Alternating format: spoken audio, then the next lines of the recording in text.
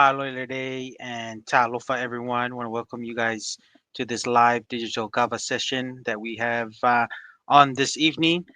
Um, Everything is going well on this side. Tua, it's still cold here in New Zealand, and just kind of going with what the weather has in store for us at this time. But I can't complain, because life is still good, and yeah, for today, not too rainy, but just a little chilly. But at least there's no snow, so I can be grateful for that. Mm. But everything is good here from Mr. Aotearoa. How about you, Tua? Yeah, I'm starting to realize here on the podcast, not only getting more grays on the beard, but the beard's pretty long. I have a love-hate relationship with having a beard and also shaving. I don't like shaving, but I also don't like having a beard. So this is pretty long because moving from San Antonio here, and the clippers for cutting hair and trimming down the beard still packed somewhere. I haven't found it, so it's been a good little run with the beard here, but definitely feeling old looking at all the grays. Must- No, I'm just thinking you got the beard going on. I did a little trimming of my beard, but it's just my hair is going a little bit long, so I need to figure out when I'm gonna start cutting my hairs. But your hair is still short, but looks like your kawa is still giving a grow over there. But yeah, just welcome all the viewers and everyone that's joining us. All right. Well, I'm gonna make a little sidestep. I know we were gonna get into the Fiji story, but we're gonna talk about a interesting thing here. All right. Um, and since we have no, we'll go here. Let me find the video here. Um, and this is the wrestling WWE kind of feedback from Ooh. our our brothers and our sisters, right? Mm. Of the African American heritage and some of their quote unquote frustrations and unhappiness with Polynesians, believe it or not. Jeez, So Louise. yeah, so we're gonna watch this video. It's on TikTok, and then we're gonna react to it real quick. See here. Let's make sure the sound's working. I think we're good. Let me know if you don't hear the sound, Musty.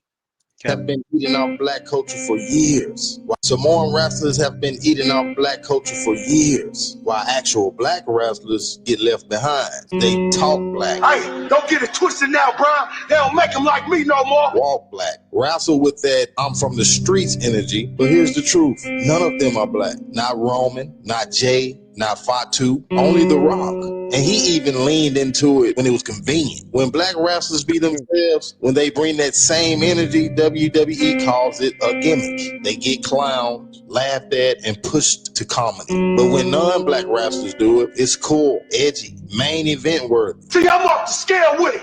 All raw, uncut with it. It's not new. It's just never called out. Black wrestlers can't even play the stereotypical black character without getting buried. But if you're Samoan, white, or anything else, act black all you want, WWE, they will put the title on you. They don't hate stereotypes. They just hate when the stereotype is actually black.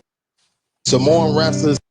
Very Very, interesting. mm, very interesting. Hello, Mr. Atero. Um, my Black thoughts, for my years. thoughts here. Oh, I'm still hearing the thing. Oh, Oh, let me see what's going on. no, Sorry, no, let's no, all get good. okay. Um, I don't. I think there's a certain way. I think just it's not the black culture. I think it's just the Polynesians just do it better. I think we're just a lot more authentic. Maybe I don't know. Yeah, I'm just thinking Polynesians just are a lot more authentic when they perform. Polynesians are always good at performing, even the performing in our traditional dances, or even performing in our churches and stuff. And I think with that whole attitude is it's not a well. Here's the thing: it's when Polynesians migrate, they tend to be in the neighborhoods where a lot of blacks or even Hispanics are at. lower So income. lower They income. starting from the ground up in the American dream. Yeah, and to me that's not a the to me that's just not a Polynesian thing, just being black. If they just been if that's their environment that they've lived in, and they're also applying some of their Polynesian culture of what they've grown up in, which is a lot of it.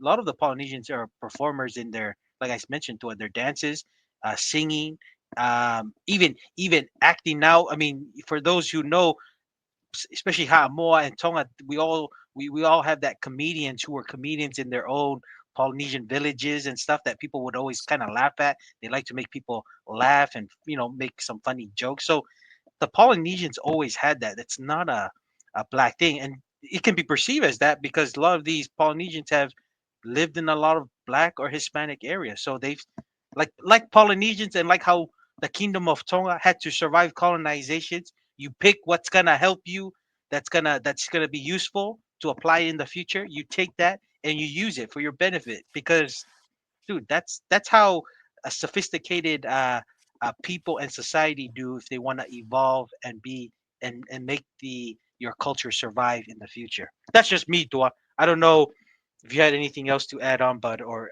a different opinion on that. But that's just me. Yeah, I mean, there's a couple things that come to mind. Here's a question, then, Masi, I want to ask you. How is it that street culture is black culture? It's How is that? probably yes. How The is that? street. Is it really just because it's from the streets? Does that mean it's automatically black? No, they think it's theirs because for many years they're the ones that's been A the dominant. number They were the two. The dominant number culture there. They were the number twos after the majority demographic, right? Where the Hmm. Palangis, but now, right, you can say is the street culture is probably Hispanic now because there's a lot more Hispanics that's on the probably on the streets that's living the street. I don't know. It's no one's culture, the street life. What I would say, No, but and that's they. what I'm getting to is Mm, let me ask this question. There are African streets, right? mhm. Why is it that culture in Africa is not the same as the street culture here in America? Because it's not a mix with the American It's not in culture. America. Exactly. So to me, I think it's kind of unfair for them to claim just because it's street culture that it's only African American. I agree with what you were kind of saying is they were the most dominant ethnic group on the streets for a very long time. But I've met, you know, Caucasians street, Yeah. right? I mean, I went and built stuff in West Virginia, and in Mm, Kentucky, some of the poorest areas mm, in the nation, the poorest counties in the nation. I've built power lines in those areas. They have mm. street culture, right? So I think I want to kind of challenge the premise that if it's street culture, somehow it's only the blacks have street culture. I don't think so, because Mm.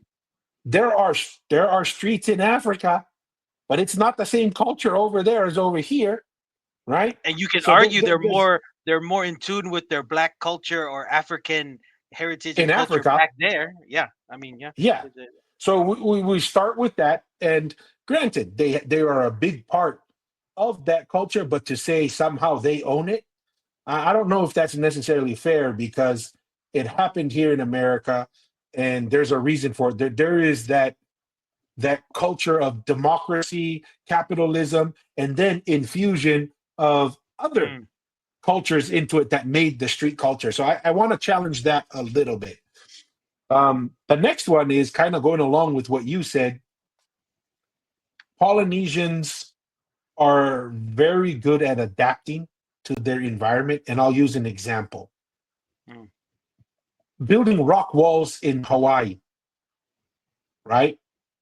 You mhm, go to Hawaii right now, I'd probably say 90 to 95% of the rock walls um, in Hawaii are built by Tongans, mhm, right? And yet you would think that you would go to Tonga and you would see rock walls everywhere in Tonga, right? That's not Yeah. a skill that was developed in Tonga. That was a skill that when the Tongans moved into the US and especially in Hawaii into construction, they said, oh, this is an area that I think I can feed my family with and get Mm, involved, right? Just like concrete. yeah. Tongans are pretty dang good at concrete, right? And it's that ability to adapt. Now, that you could make the claim um, that you know we are driven by our ancestors who were always finding new islands, adapting to new environments, new weather and isolation. And whether it's a volcanic island like Ha'amoa, well, guess what? Maybe bananas and taro grows here a little bit better than ufi. You go to Mm, other places, you can grow ufi, and other areas grow different kinds of crops.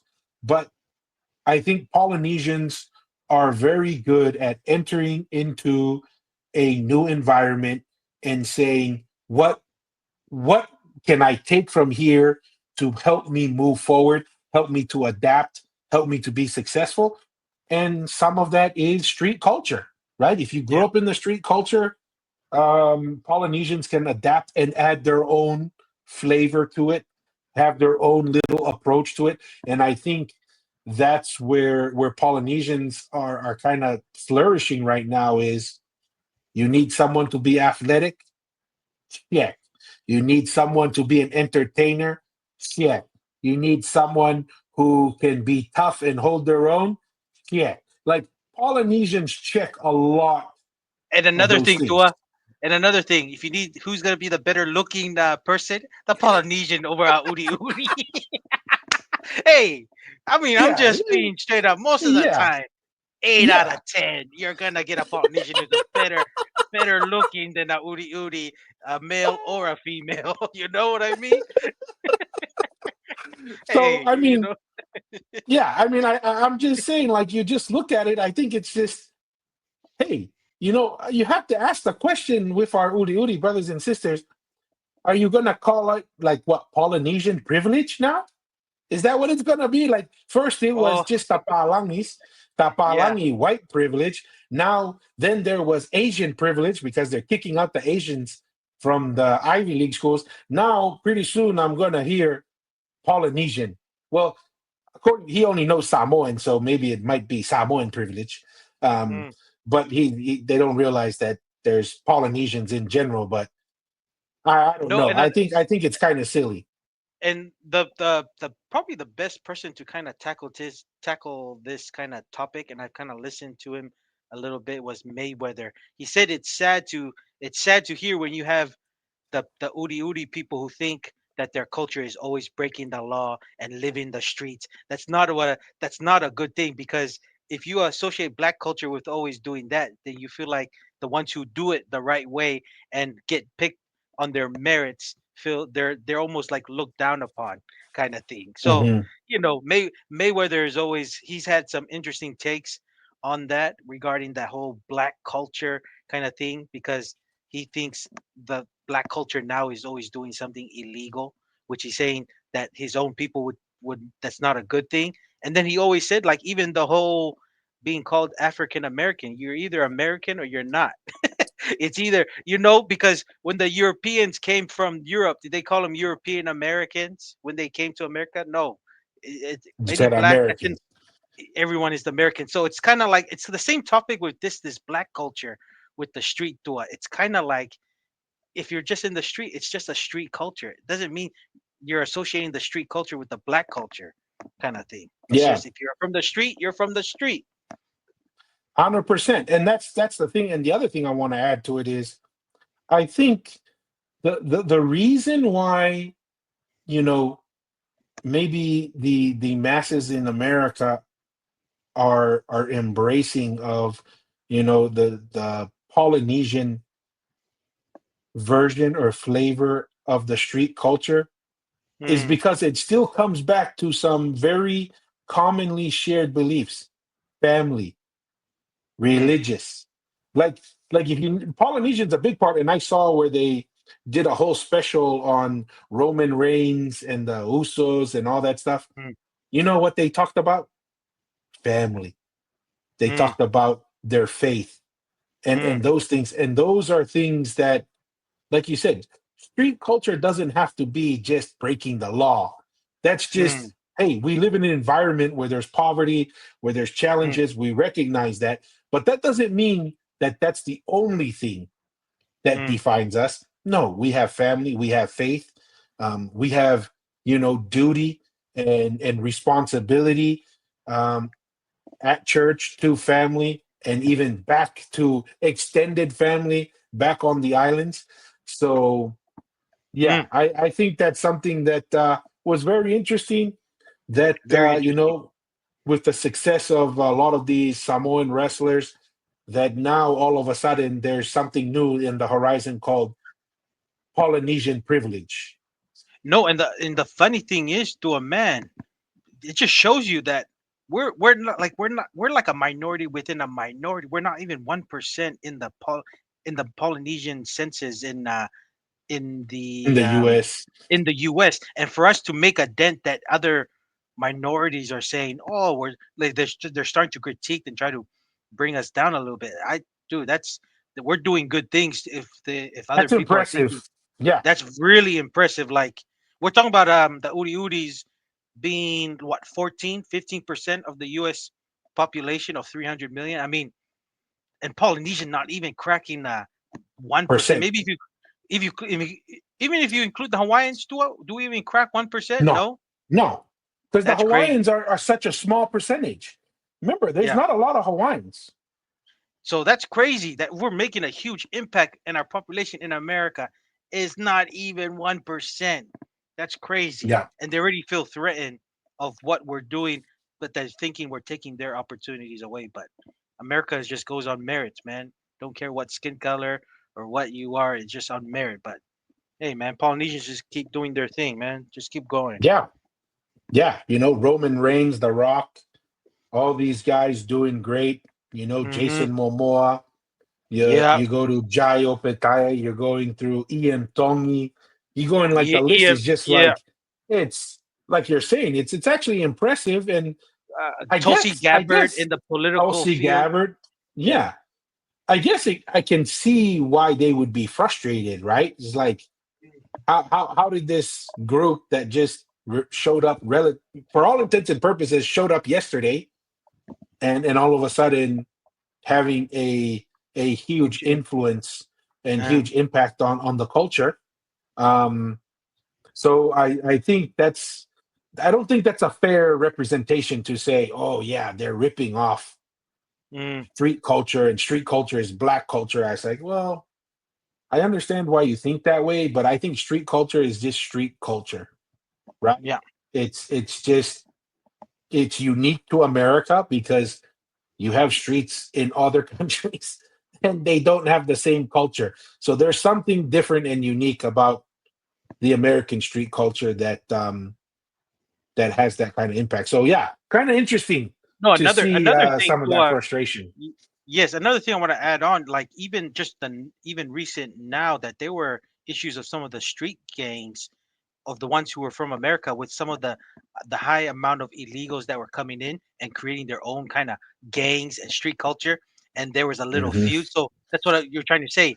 The street from whatever country, it could be from Mexico, Venezuela. I think Venezuela is a big one. The Tren de Ecuadorian Agua. gangs, yes, they're going with how they grew up from their country. They're bringing it with the mass illegal migration that was going to the U.S. and they were setting up hubs and they were having clashes with some of the black, you could say black street gangs or whatever that was in America for a while. But I'm just saying, it's the street is the street. It's anybody. If you just grew up in the street, there's a certain culture and attitude that you get from that.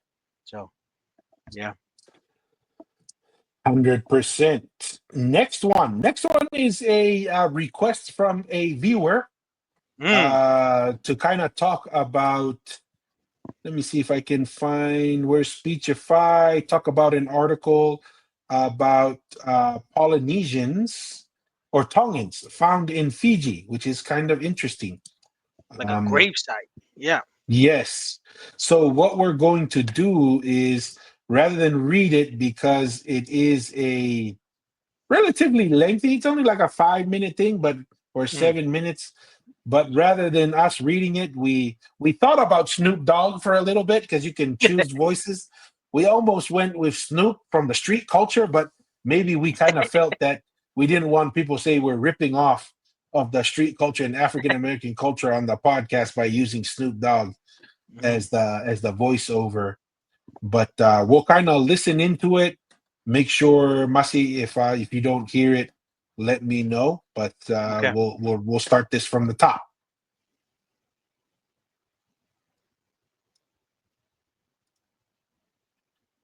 Let's see if we can get it started here. The Slaughtered Tongan Warriors. There we go. Discovering Fiji, or published December 15th, 2024, or last updated March 17th, 2025, or by John Kamea. This week we relook at one of John Kamea's adventures. He traveled to discover the mysteries on Yakata Island. This article was published in the Fiji Times in March of 2021. At 8 a.m., while the sun's rays were still tolerable and kind, we began a slow ascension to Yakata Island's highest peak, Korolevu. Here, centuries before the arrival. Let's see if we can pull up that Yakata Island in I have no idea Fiji. where that is. Yeah. I'm guessing, is it somewhere in the Lau group where maybe a lot of recent Tongan migration with Ma'afu? That's what I'm kind of thinking. Probably where there was a lot of interaction with our Fiji. Yes. Can you see this map, Masi? Yes. So there's Yakata Island. Yeah, so it looks like it's in the Lau group, Eastern Fiji. Okay. Okay. So All yeah, right. it's in the next to the two bigger islands, but not on the outskirts here. So okay, Yakata Island. So right here. So this is the island that they're visiting right here. So it looks like it's just, so this is like the peak, the high part of the island, I guess. They're Okay. hiking up here somewhere. Okay. All right. All right. It's good to see that. Get a visualize of that. Yes. Hey, come on. Here, centuries before the arrival of the white man, tribes set up their first village fortress called Cakobau. Like other stone forts at the time, it looked formidable and menacing. Kaibu and Vatuvara drifted close by, while Naitauba looked like a pixelated picture on the horizon. Several generations later, marking one of Fiji's well-documented wars, one of Korolevu's caves became the permanent resting place of a huge stock of human bones. History contends the bones belonged to Tongan warriors who were drafted to join Enele Ma'afu's army during his ambitious military conquest in eastern Fiji. They were killed on the island. To bring you the story, the Sunday Times recently visited Yakata, better known as the island home of Sefanaya Sukanaivalu, Fiji's war hero and the only local recipient of the Victoria Cross. Yakata is also synonymous with the name Laisa Vulakoro, Sukanaivalu's niece and Fiji's most famous female entertainer, whose voice has catapulted the local genre of music viewed to international heights. Backed by the sacred blessings of village elders, my small team.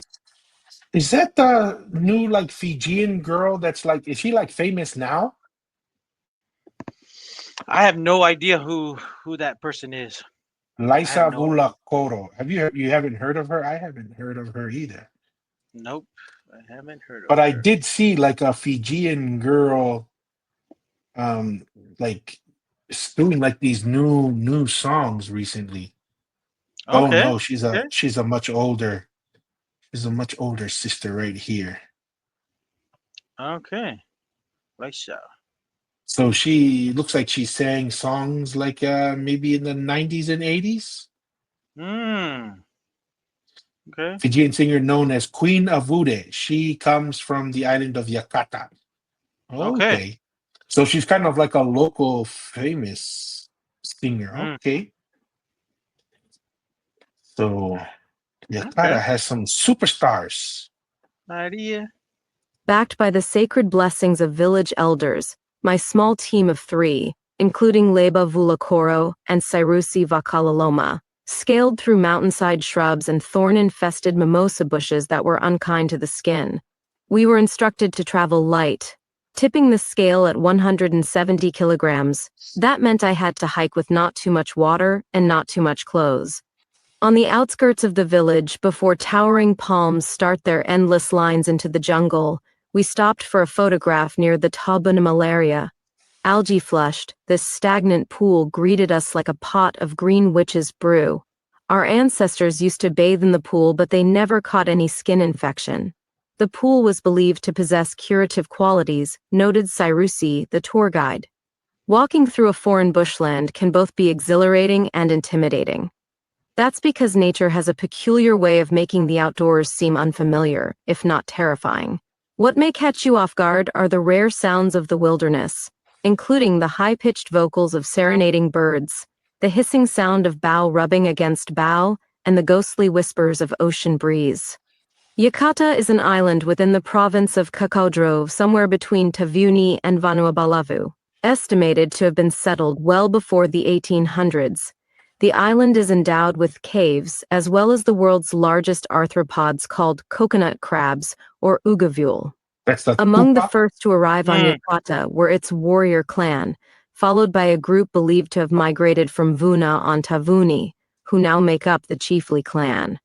The last to arrive were settlers from Kamea and Laukala, who today perform the role of herald to the Tui Yakata. If you stand on Yakata's coastline, Korolevu looks like a hump somewhere in the center of the island. At the foothill of this formation is the old settlement of Cakobau. Today, Korolevu's foothill boasts a number of caves. One of them, perhaps the most famous, is called Karasui. The cave is a custodian of bones belonging to dead Tongans, who were slaughtered by Yakata warriors around the time in history when the Battle of Wairiki was fought. To this day, remains of former village sites and stone forts can be spotted at various locations on the island. From Korolevu, it is understood people moved down to the sea. Places like Samuta, Samulakana, and Nasivatsiva mark their movements on the island. Straight after Tobuna malaria, the hill began a subtle rise. On both sides of the track, plantations made their presence felt with patches of bele, banana, and kumala plants. My team made an unplanned pause before Vunibau, a tall tree that is the official first pit stop for tourists who visit Korolevu to view its cave and bones. This is where my ancestors were settled when Christianity first arrived on the island, Sairusi said. From Vunibau, houses were reduced to miniature homes, arranged neatly around the rara or village green. According to stories passed down through generations, Karasui was first deposited with parts of a Tongan sailing canoe and skeletal remains around the mid-1800s. This was during the reign of Yakata's third chief, Ratu Ilaichia Balinamoto. After convincing many island chiefs in Lau to join in the fight against Tui Lau, Ma'afu's warlord, Wanikolo landed on Yakata and requested their support for the Battle of Wairiki, Tavuni, said Echuate Vulakoro, a senior member of Yakata's warrior clan, Dakwikake. Wanikolo was Ma'afu's right-hand man who waged battle against Tui Lau, whose name was Ratu Golea, while Ma'afu was in Tonga. However, our chief told Wanikolo, "I'm sorry my people and I cannot go to war against our own paramount chief," Mr. Vulakoro said. He told Wanikolo, "You go and wage war against Tui Lau. If you survive, come back and we'll meet." History tells us the Tongans eventually lost that war. Many were clubbed to death, roasted in Lovo pits and eaten. Some were spared their lives and sent back home to warn their people. Others escaped northeast, hoping to find favor among the people of Yakata. However, still exhausted from the Wairiki skirmish, they were massacred as soon they landed. According to Matai Vulakoro, Echuate's younger brother and a former tour guide to the Korolevu cave, those who were slaughtered and eaten were Tongans, and some natives who had defected from Tui Lau. They were slaughtered, put in a canoe, and their kinsmen who survived were forced to carry them up the mountain to Korolevu, Matai explained. Many bones, including skulls, were placed in the cave, but only a handful remain today. Some have been removed by visitors to the cave, others scattered by giant ugavule. After Vunabao, we made another stop under a mango tree above a cave called Karanilulu. Here we quenched our throats and snacked on homemade pancakes before moving on. By 10 a.m., after climbing for almost 2 hours, we reached the entrance to the cave. It did not have dropping formations such as stalactites and stalagmites, but boasted a sturdy network of banyan roots that shielded the bone grotto from the scorching sun. One of the adult skull bones still had teeth. Others had holes in them. Bones that looked like those belonging to the limbs and curved ones of the rib cage had a slight green discoloration, perhaps the result of aging. A hole in the skull means the person was clubbed to death, Sarusi said. I heard there was a huge Lovo pit below this cave, so there must have been a huge feast at this place a long time ago. In an earlier interview with this paper, Laisa Vulacoro said one of her best childhood memories while growing up on Yakata was adventuring with her dad through the forest. This was during the late 1960s and early 70s. My dad took me everywhere with him because he thought I was strong, in fact, stronger than my brothers. I could climb trees and rugged rocks barefooted, Liza told the Fiji Times. We would look for Ugavule and dig Tivoli, and if we were still in the forest by lunchtime, Dad would let. Hey, look, wild Ufi. Oh, Wild so Ufi that's the in. Ufi Samoa. See, even the Fijians eat the wild yams that was grown in the valley. See, Hey, it's yeah. not a Samoa thing. It's other Polynesians were doing the same thing, eating the Ufi Vow. Hey, Marie, We would look for Marie. Ugavule and dig Tivoli, and if we were still in the forest by lunchtime, Dad would light the fire, and he'd tavu a crab and some yams in the open fire while telling me Bible stories. Lisa's favorite jungle activity was playing with dead people's skeletal remains found in those caves. Hmm. Yakata had a lot of caves that had bones in them. My dad always told me to treat them with respect. Coconut crabs would scatter these bones, so my job was to put bones together neatly, all the thigh bones, arm bones, and skulls in separate piles. But when we returned, the bones would be strewn again by crabs.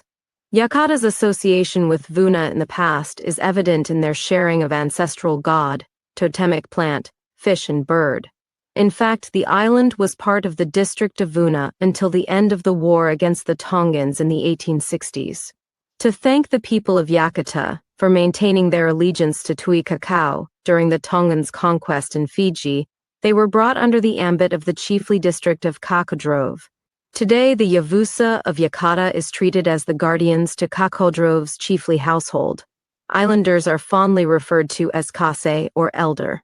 After the defeat of Wainikolo at the Battle of Wairiki, Tui Cacao displaced all his people who defected and sold their islands as punishment.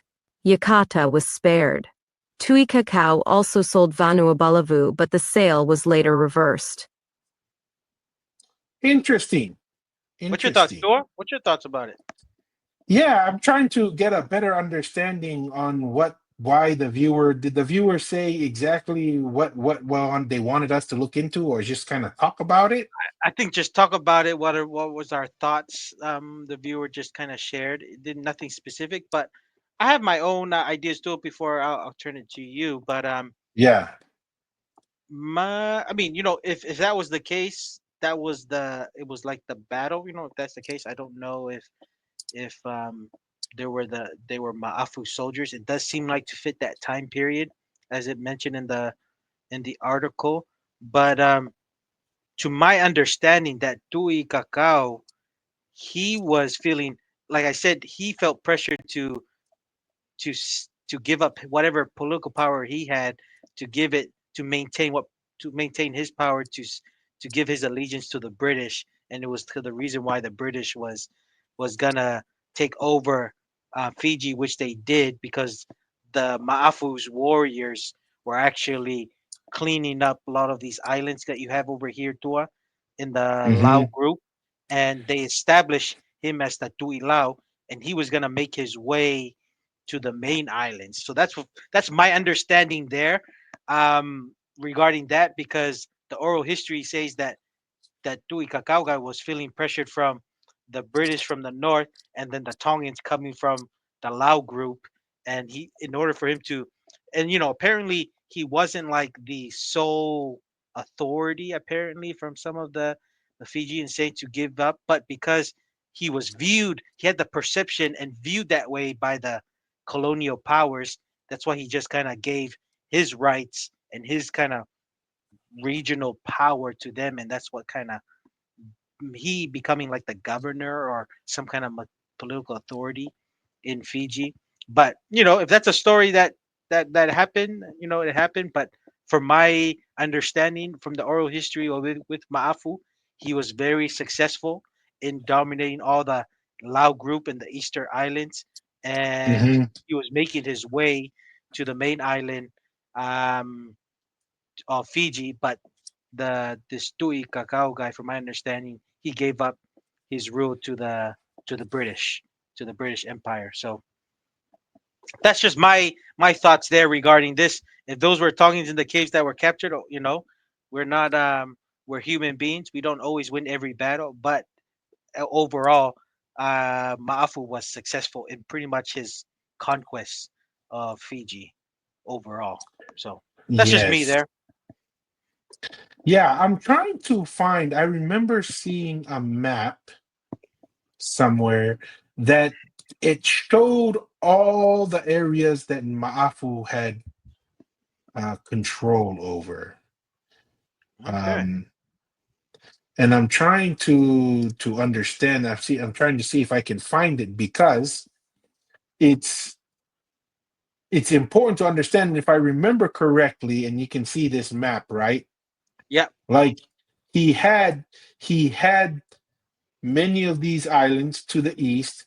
He may have had portions of this, and then he had like certain spots on the bigger islands on small areas, Mm, right? mm, And I'm trying to find that map because it really goes to show that how do we put that into context of this story, mm. right? Because this story makes it sound like um, Ma'afu was not very successful Yeah. in his efforts, but the reality is, and I'm trying to find that map, and we'll ask Grok here some questions to see if he can help us find some of this information. But from all intents and purposes, in a very short amount of time, he was able to conquer several parts of Fiji and have under his control in a Mm. very short amount of time. Um, but let me see here. No, and Um, the other interesting thing we did talk about it. I think it was you and I think Maka was part of this episode when we went through all the villages. I think he defeat. was in the Viti Levu, the bigger island of Fiji, and Yes, the amount of Tongan Tongan villages, settlement influence. and settlements. Hey? Yes. So I mean like and that's probably the reason why the Fiji that chief gave up its sovereignty to Britain, because I'm pretty sure a lot of the Ma'afu when he was conquering, and then you have certain allegiance with the certain settlements in the Big Island.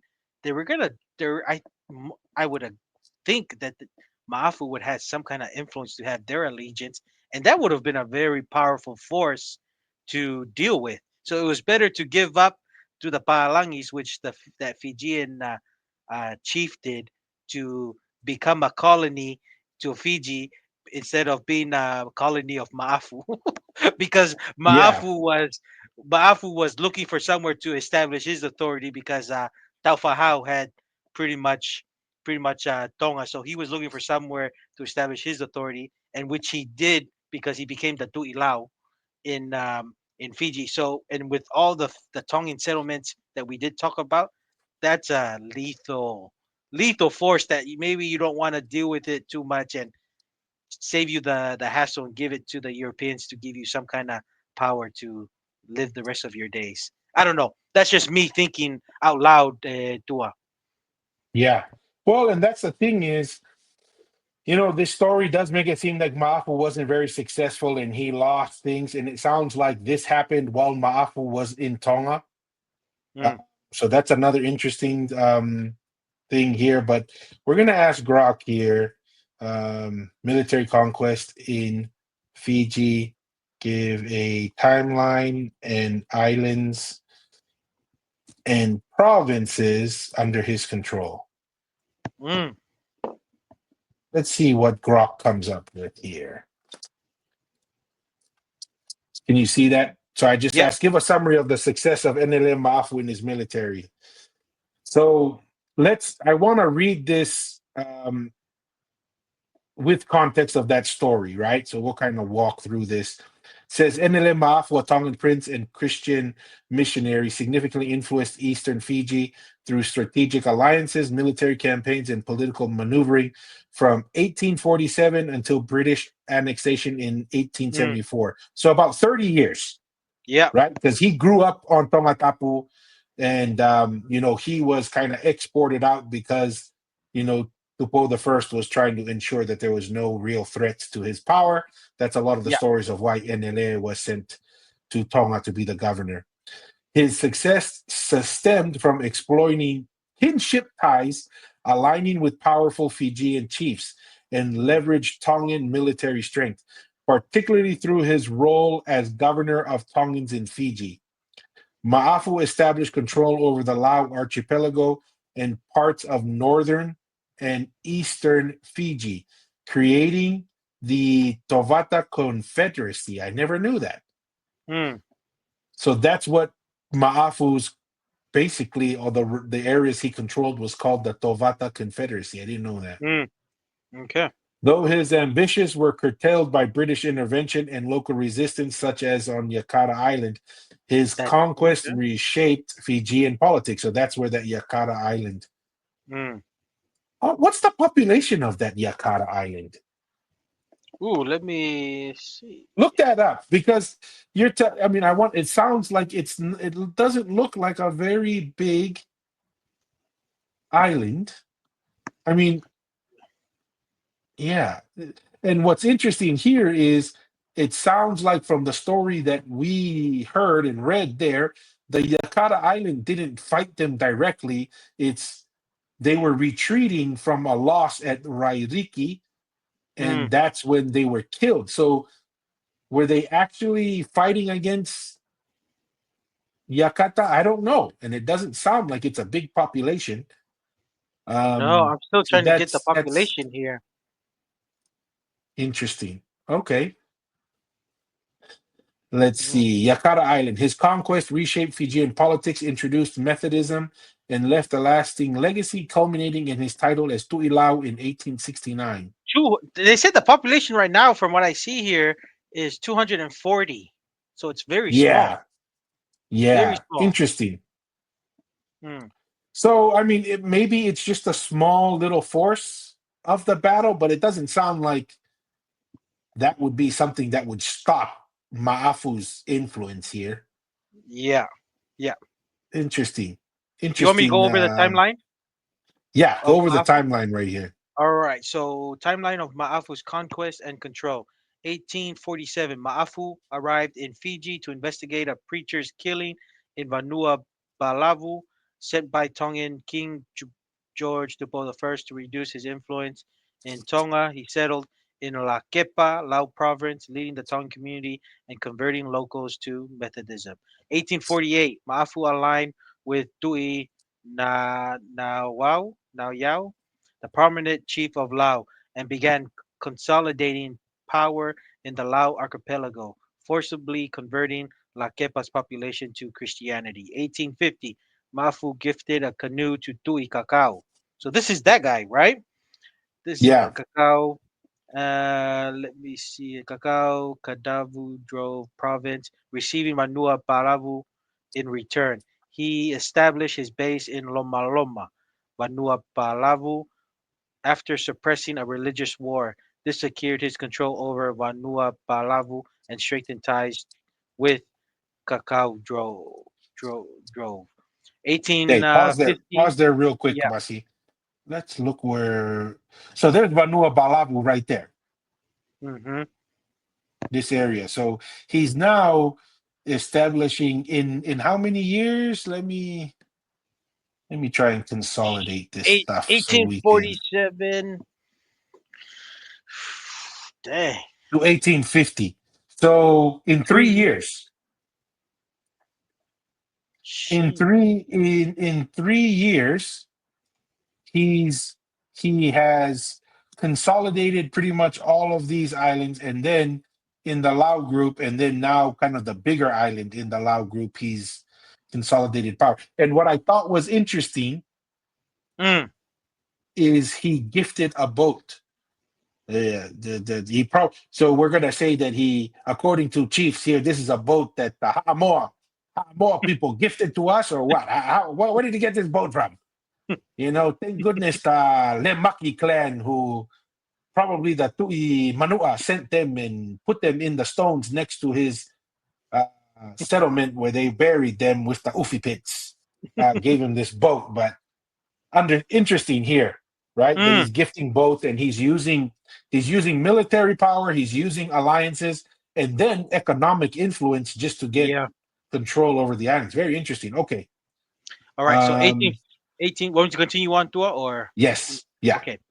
1850 to 1853, Maafu conquered the Moala Islands, Yasavu Moala, placing them under Tui Lau's authority, expanding Lao's influence. He also gained control over the exploring isles, further solidifying his Laoan state. 1853, King George Tupou I appointed Maafu as governor of Tongans in Fiji, formalizing his authority over Tongan settlers and enhancing his military capacity. 1855, Maafu led 2,000 Tongan warriors in the Battle of Kapa, supporting Seru Ebenise Cakobau against Dewa and Bao rebels. The victory strengthened Cakobau's leadership and cemented Maafu's alliance with Bao, though it highlighted his reliance on Tongan military power. In 1855 Real to quick, real 1858. quick, Yep. Masi.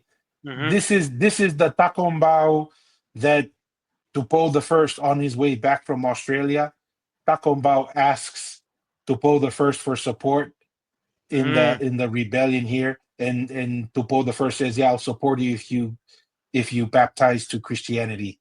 And then Takombau is a Christian, becomes a Christian then. But here's one thing I want to point out, Masi, because when we did that episode, um, Yeah, a look while look back, at right? the a while back.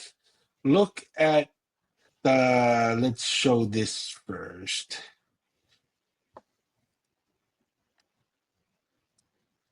Look at this is Takomba, Oh, and he's the Tui. What was he? What was his the title? Tui He was the. Pao. He's the king of Oh, Pao. okay, okay. And look at him. He looks Polynesian. We found out later that's why he went to Tupou the First, is because of the Tongan influence, Mm, right? mm. And then if we let's try and go back here to the map. If I remember correctly,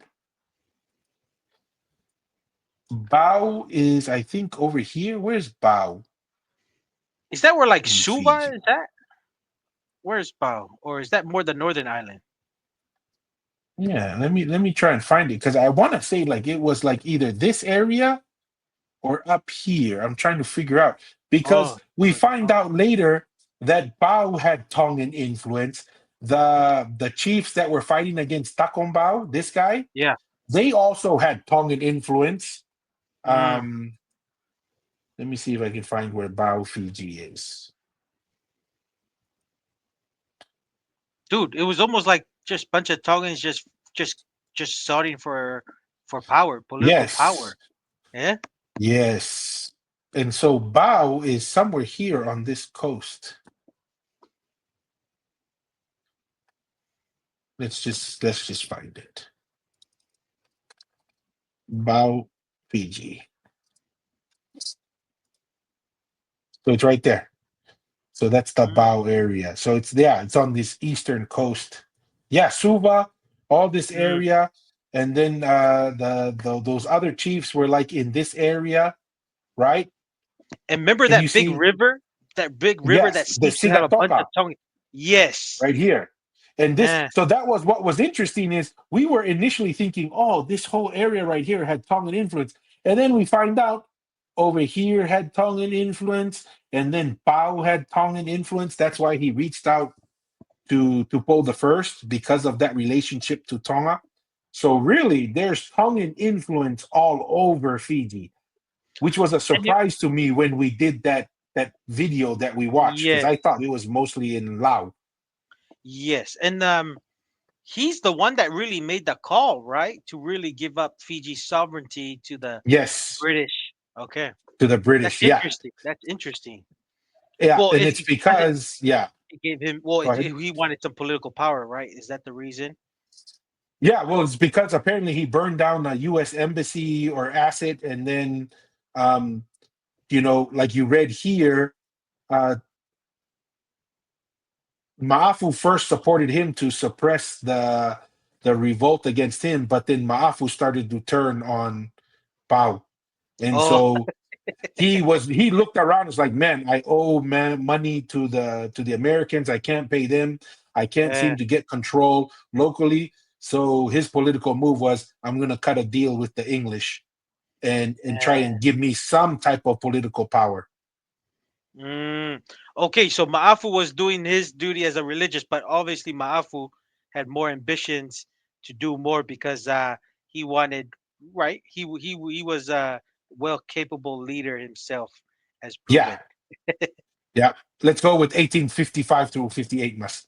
Okay, using alliances with Tui Kakau, the Tui Pua, Maafu defeated the Tova Tui Makuata, extending his influence across northern Vanuatu. This made him the most powerful chief in northern Fiji by 1858. So That's in pretty. what? So 1847, when did he first get Yep. there? So in 11 So years, in less than, yeah, 11 he be, years, he's the most powerful chief in northern Fiji. yeah, in northern Vanuatu. That's amazing accomplishment.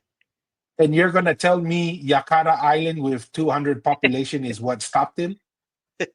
They had a good battle. That's what they're trying to say. But yeah, the war Yeah, looks like Maafu was gonna win the war no matter what. exactly. Interesting. So, All yeah, right, and then let's go to 1858. all right, 1858, British Consul William Bichard warned Maafu against further expansion due to Cakobau's offer to cede Fiji to Britain. Maafu signed an agreement denying sovereignty over Fijians, claiming he only oversaw Tongans, temporarily halting his conquest.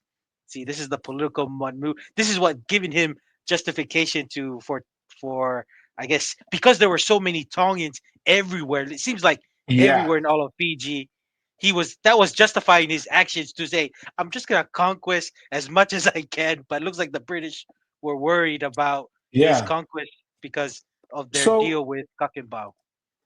so let's come back to this. Let's see. Bua province alliances. Okay, no. So we need where extending northern Vanuatu. Yeah, because that's what I remember we were talking. I wanted to see that map. Mm, This is mm, Vanuatu. So he had the northern piece of Vanuatu. So he has the Lao group. yeah. He has the northern part of here, right? Mm, And his justification was we already talked about the Tongan influence all throughout here, right? mm, with the Sigatoka River expansion yep. there, Bao Yep. having Tongan influence, and then the Rewa chiefs Yep. over here. So basically, all of here had Tongan influence in it. And then we could make the argument that he has Northern Viti Levu, and he Mm-hmm. says, I have a right to these places because of the Tongans that live there. Live there. Yeah. So Interesting.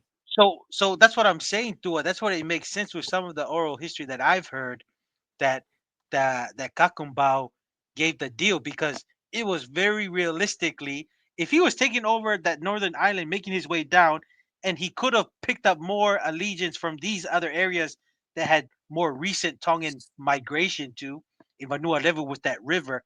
Dude, it's Mm. a reality. He could have taken over all of Fiji, Tua. No, Like, that's what Cakobau I think was inevitably he saw was coming.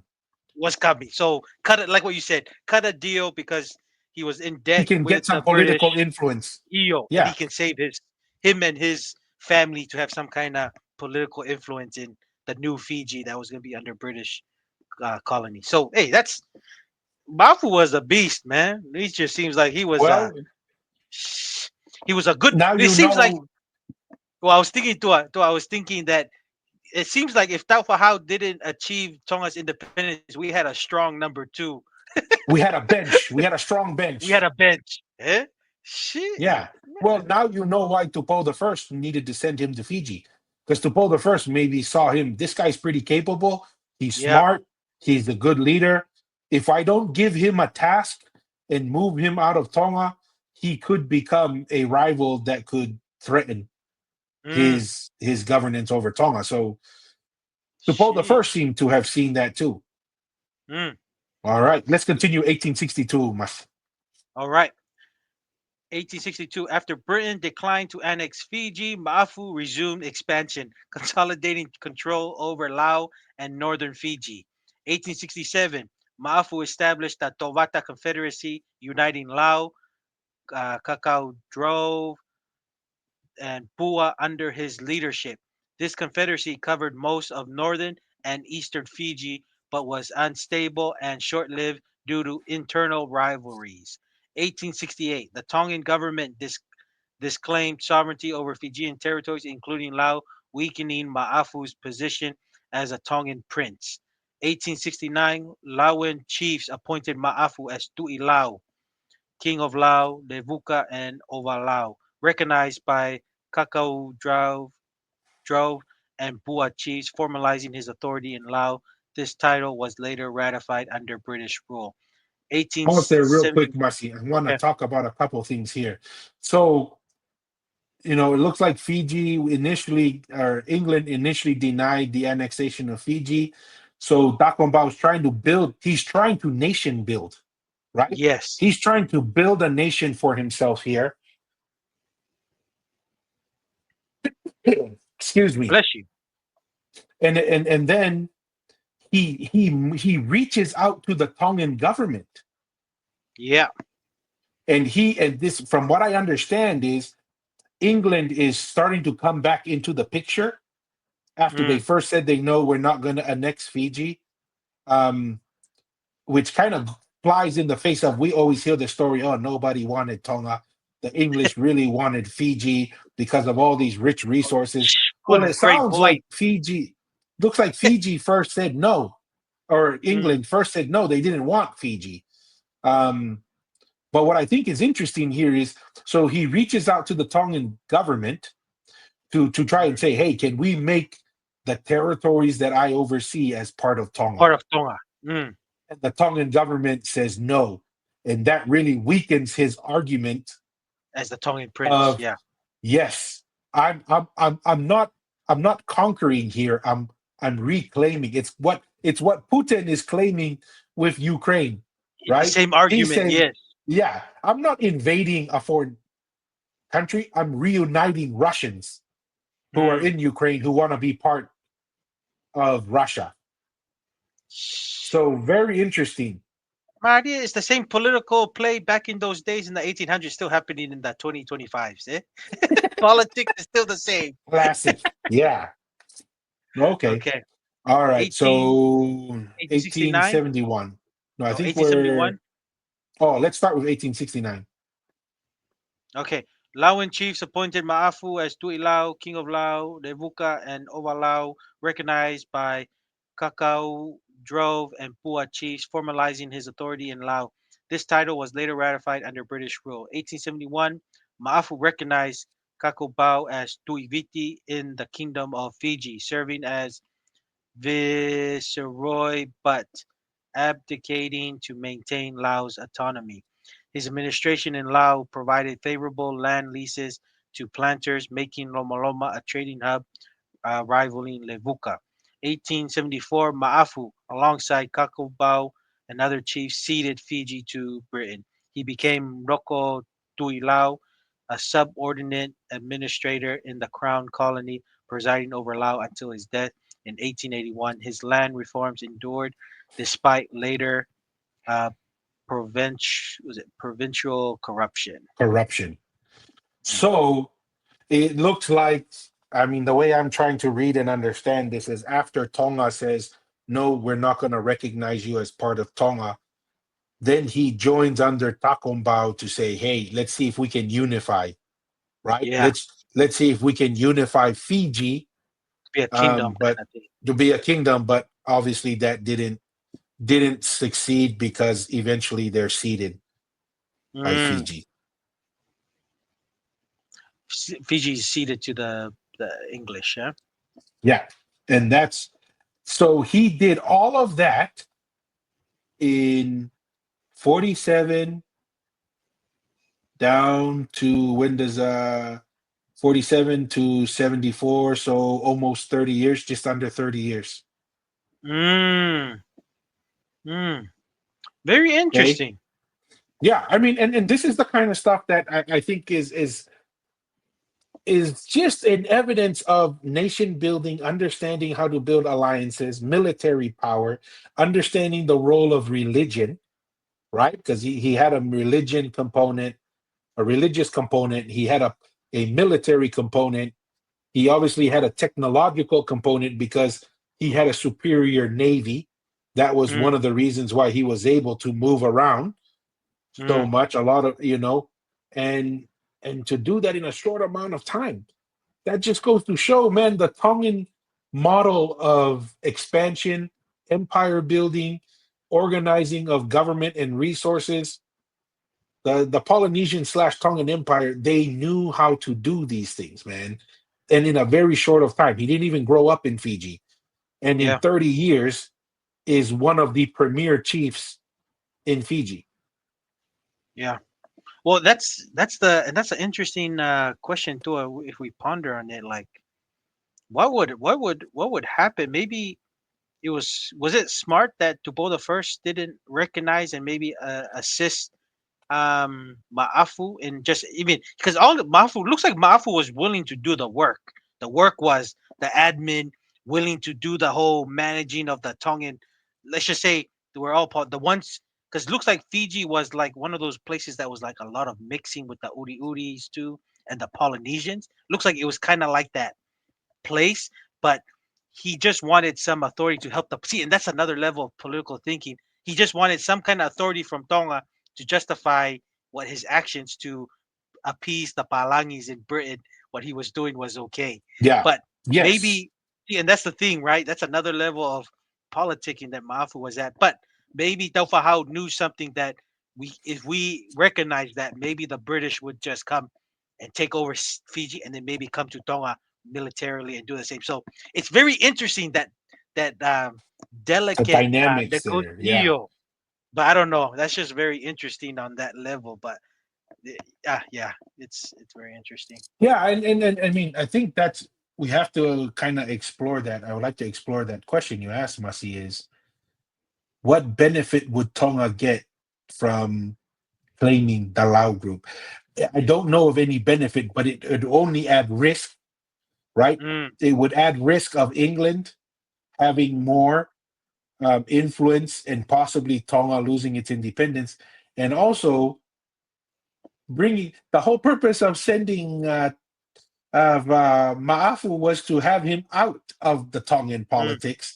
And if you were to bring that in, that could possibly give Maafu a window back into Tongan politics and could challenge Tupou the first position. I don't know. I mean, mm, obviously, we don't know if what would have happened if he accepted the Lao group and northern Fiji into Tongan rule, back into the Tongan nation. But what we do know is by not adding them, Tonga was able to remain independent regardless. mm. So Yeah, very, yeah. very, I very think it was on that interesting. level. So, mm, yeah. Yeah. No, very interesting. But I think you brought a good point. The short amount of time that the influence Maafu was able to do, man. That's a big boy stuff, man. And Jeez. this is the other thing that I think is interesting that this article shows. And because it's part of recorded history.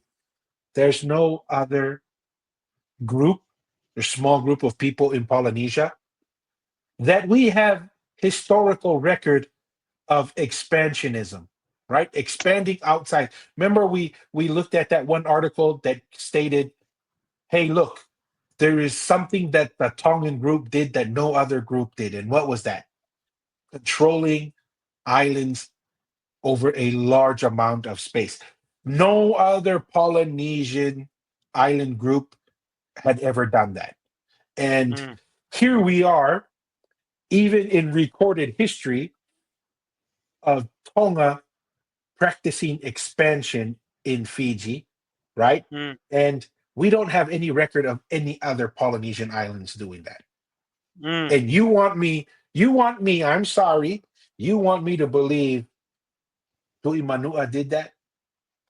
mm, That we have number one, we have no evidence for that. Number two, there's no social structure that promotes that. And then number three, the archaeological evidence says you haven't been around long enough to do that. Then you look at the political structure. You don't have the political structure. That's why is the America system is not built for empires, right? mm, Because it's a little bit more distributed power.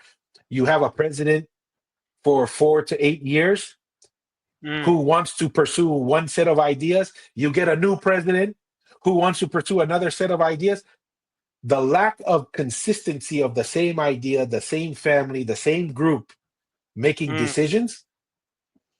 That's why the Tui Manua and the Tui Uvea and so forth, they couldn't have been the center of the empire because they didn't consolidate power. It rotated through different family interests.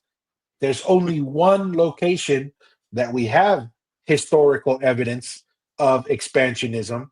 There's only one location where we consistently see consolidated power. There's only one location where we see heavy amount of ruins that indicate a center of a civilization is Tongatapu.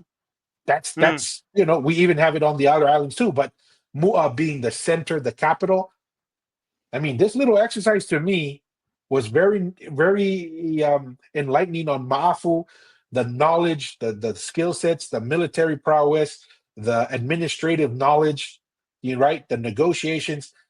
But I can't help but point back to says this is another reason why we believe there was a Polynesian nation and the capital was on Tongatapu. mm. I was thinking, how about the Tui Tua in Fiji? You forgot about the Tui Pulo. Nah, no, no. And just to add on, I mean, you know, that's a good evidence of why Tonga was able to go outside of the Tongan, let's just say the Tongan archipelago, and you were able to see expansion. And not only that, there's so many oral histories of. I think we came on with Vanuatu, which was kind of known as the With Otulatu. the Kava. Yeah. Yes, with the Kava and just having their people having evidence of the Tuitonga arriving to their shores and having certain settlements there. I mean, there it's everywhere, like what you said, Tua, and um, it's just we're just trying to say that the Polynesian Empire, you would say, the Tuitonga Empire, Polynesian nation, it was centered on the the capital of Tongatapu, and the majority of its influence and ties was family mixing with the Tui Tonga. That Mhm. was the first choice. But like this is an incident. There's other incidents with I think we kind of talked about it with what's his name? Fekai. Kaulufonua Fekai. It seems like he did something like a Ma'afu thing, had a little for 5 generations moving the settlement to Ha'amoa, while the Tui Hatarawa was running things in Tongatapu, but seems to have like a military campaign to kind of maintain some of or expanding the Polynesian empire with Galufonua. But majority, I would say like 80% of the time, the ties to the Polynesian nation and holding it together under the Tuitonga was by its relations to the other islands to the Tuitonga.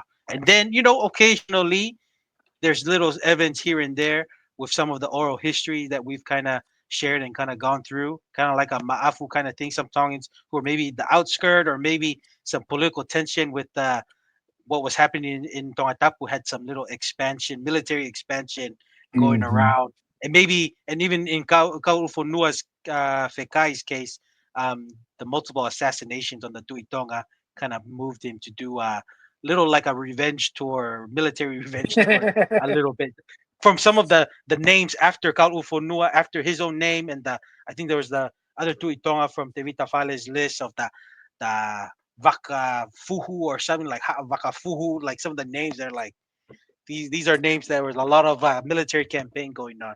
But that's just our spill on that. Tua. No, that I was kind of when we first started looking at the article, I was like, I don't know what we're supposed to do. But the more we stuck around with it, we Yeah, found a good little vein to explore. So we appreciate the viewer who shared that article with us. So once again, as always, Mr. Ataroa, malo for your time, thank you, and Tua. to our Malo for your time. viewers, stay curious and don't be afraid to ask the hard questions. Till Yes, next sir. time, peace. Peace.